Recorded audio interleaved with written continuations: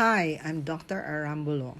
Here you are watching me perform FUE or Follicular Unit Extraction, this time at the Aesthetic Center by the Medical City Wellness and Aesthetic Institute. Later you will hear our patient testimonial 3 years after his first hair transplant by FUE technique. Is FUE successful? The result will depend on the experience and skills of the physician, like other procedures. And of course, with hair transplant, you have to have a good surgical team observing the procedure details. When these factors are present, the result is remarkable. Our work speaks for itself. Let's hear from our patient. Yeah, really good. Good. So this is the first from the first session. How many years? This is 4 years. 3. 3 years. So 3 years ago, he had the first hair transplant by FUE technique, and this is the result now. Okay, parang hindi nagpa-hair transplant, di ba? So he's here for the second session, and we're doing the crown area. How old are you now? 38.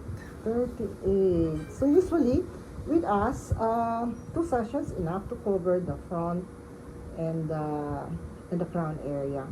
So, di ba I told you before na last time wala ka pa dito eh, di ba? Wala pa, yeah. Oh, so now, it's very obvious. Wala siyang choice kundi to undergo the second procedure. So, if the patient is determined talaga, 2 sessions with good procedure, will cover will cover the whole area. Yun lang ang kailangan mo. Others are too amazed with the result that they wanted to have more and more density. So others naman will come for density. Basta itong donor niya meron pa siya. So today,